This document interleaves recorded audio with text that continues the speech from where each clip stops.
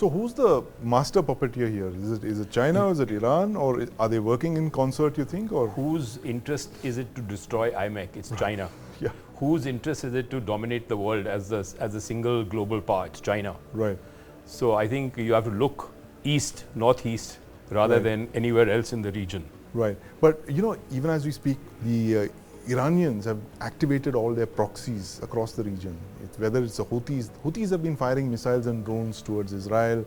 Hezbollah has already been shelling, as Sumit just told us, they've been shelling, Tel Aviv. There are militias in Iraq that have been activated. American bases are being targeted. So what's the game plan? Is it to suck America into another conflict here? Well, the game plan is to keep the pressure on. Right. And this is a political expression of militant Islam. It's an expression of from the side of the Shias. Yeah. The Pakistan has already expressed itself from the side of the Sunnis. Sunnis, exactly. So the Houthis, the Hamas and Hezbollah are all non-state actors who are controlled by Iran, funded by Iran, and all the technology and the weapons and the armaments are provided by Iran. Yeah. So that's what the game is, a game of domination. Right. And using the three H's. The three H's. The Houthis, Hezbollah and Hamas. Hezbollah and Hamas. And this is, it all seems to have been the plan all along. General Qasem Soleimani is the one who is supposed to have. There are already Chinese troops who moved in about 2 years ago into Iran to guard certain Chinese installations, and there was a agreement signed between China and Iran. Right. So you've got Iran, China, Russia, North Korea, Pakistan in one axis. Right. And you've got the rest of the world on the other axis. So when you look at the world today, you're seeing a Cold War that started with the microchips way back in 2000. Yeah. And then it's now advanced further as trade and interaction and communications and electronics and everything else is piled in. Yes. And even as we speak, there's the artillery shells that the United States was to give to Ukraine and being diverted to Israel. That clearly tells you that the theater of conflict seems to be moving away from Ukraine towards the Middle East, and who knows where it will be next. It's exactly like what you said, Iqbal. It's a dynamic chessboard. The dynamic chessboard. I mean, one can never take anything for granted, especially when you're talking about the Middle East, which is one of the most I think no one can make any safe bets or any predictions about what's going to happen. Right. Because it's very difficult to assess that. Right. How far do the puppeteers want to go in pushing the envelope? Yes. And how willing are the people who are under pressure to fight and to extend their retaliation? Iqbal, the Cold War 2.0 that you mentioned, that was the subject of our discussion a few shows ago. Describe to us what it's, what the chessboard looks like in Cold War 2.0. Is it exactly what we mentioned, or could there be a possibility of players moving across the chessboard and, crossing over? Well, with this war in the Gaza Strip, there are now 4 really hot flashpoints around the world. The first is the Ukraine. The second is the Middle East. The third is the Ladakh border that we have with the Chinese. And the fourth is Taiwan.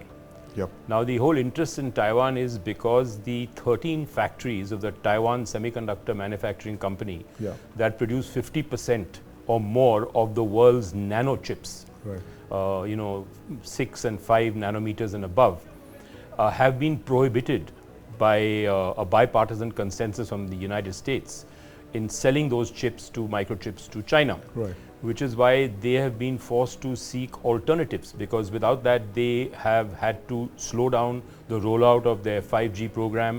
And since they're the factory of the world, they're dependent on these microchips.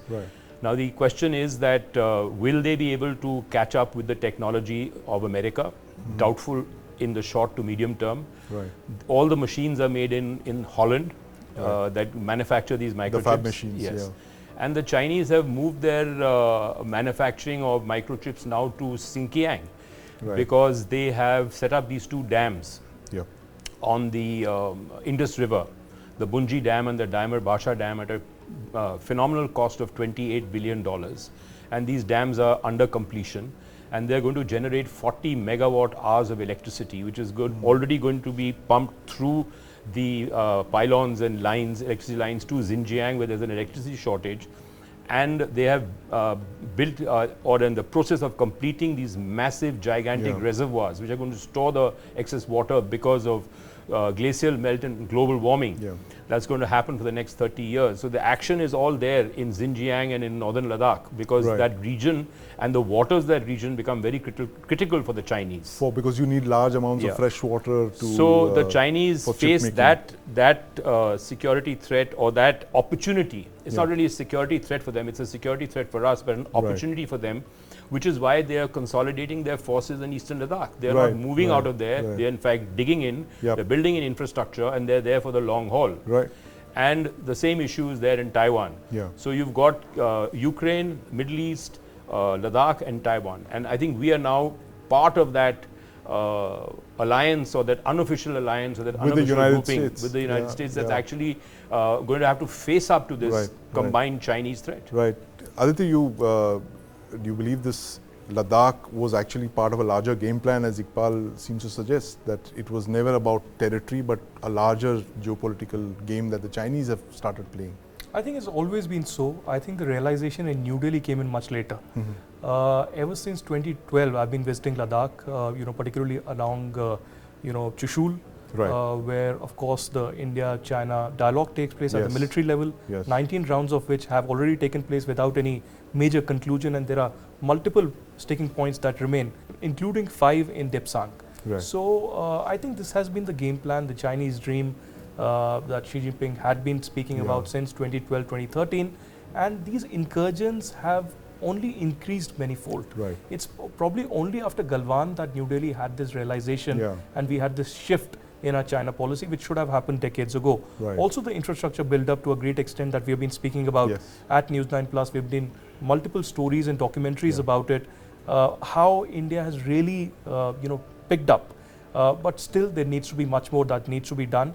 And I think Ladakh still remains a sticking point to a major extent. There's been no headway in that, and of course we'll see more incursions and more provocations coming in from Beijing on that. But so China and Beijing is the single common factor in all of these 4 flashpoints that you mentioned. Big swathe. Yes. And I think they've also supported the Russians in their invasion of Ukraine. Yes, exactly. In many ways, by getting the North Koreans to provide them with artillery, ammunition, shells, all of that, and helping the Russians to rejuvenate their armaments industry. So with the Russians playing second fiddle to the Chinese. Exactly. You've got this entire arc of instability. So the Middle East is going to be the focus of our attention for the next couple of weeks, judging from what we are seeing on the ground situation there, where the armies of Israel, the IDF, they're ringed around Gaza, ready to move in. There's an aerial bombardment underway. Superpower aircraft carriers and submarines have already entered the Mediterranean. It's a very, very dynamic chessboard, as Iqbal said. But with that, thank you very much, gentlemen, for joining me this evening. Thank you, Aditya. Thank you, Iqbal. We'll be tracking news and developments coming out of the Middle East on the News9 Plus show. Thanks for watching.